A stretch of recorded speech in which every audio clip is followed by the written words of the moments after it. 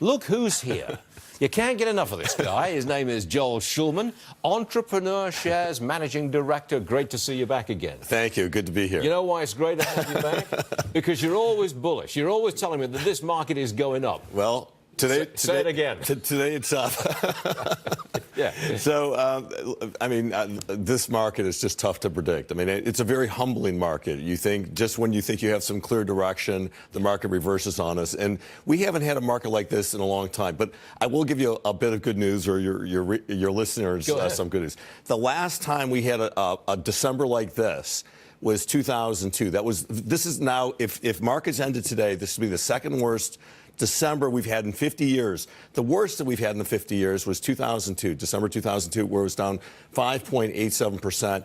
And the following January, the next month, was down again another 2-3%. And as we know from 2002, December 2002 through 2007, we won't talk about 2008, but through 2002 to 2007, we had one of the strongest bull markets ever. So there is a little silver lining, a little nugget. But this market is run by headlines. Yes. I mean, they make the headline, there are key phrases, the algorithms read the headlines, and the computers take over. No, I agree with you. Our viewers hate it. Well, I think we all hate it.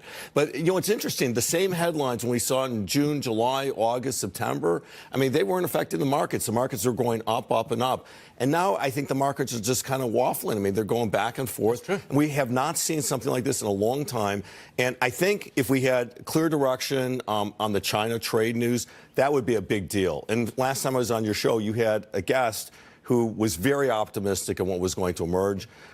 Who knows what's going to leak out? But if we saw some clear direction in that area, and we saw some news earlier today that they're going to lift some tariffs. That's right. But that will be a breakthrough. I mean, the Fed, which previously I think was big news for the markets. I mean, people seem to feel less nervous about being able to predict the Fed rate hikes. They believe now the Fed's being transparent, which were unlike the days of Greenspan. So now that we have transparency, we're going to see, I think, less volatility on that. But we've got all these other little distractions. And I think, again, 3 months ago, 6 months ago, 9 months ago, these distractions were not affecting the market. I think right now, as we move towards the end of December, we're having less liquidity in the market because many of the traders are going on holidays. So we need some clear direction. Hopefully we'll hear something out of China that's a little bit more substantive. But the bottom line to you is, if history is any guide, this rotten December and maybe a rotten January will eventually produce a nice bull run again. Well, I mean, that's a very optimistic scenario. That's a hope.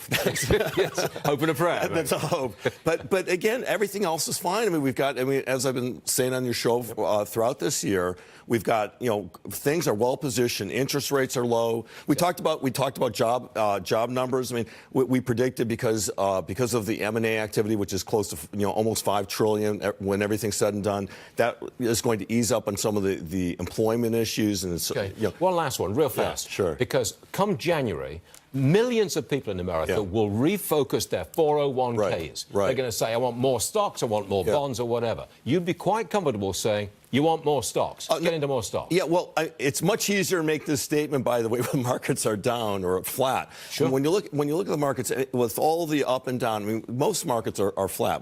Our small caps have been up 10% year to date, but they were previously up much higher. And I think right now, markets are positioned in the U.S. to be, you know, strong growth. And I think also internationally, when we look at the international markets, a lot of money, I think, can move there as well and do fine. So I think what you should not be doing if you're an individual investor is pulling out of the markets right now. If you've got cash on the sidelines, this is a great time to go back in and diversify across different markets. Go U.S., large cap, small cap, go international, do a little bit in emerging markets. I think you won't go wrong. All right, Joel Shulman with advice to all of our millions of viewers. Thank you, Joel. Good stuff. Thank you, sir.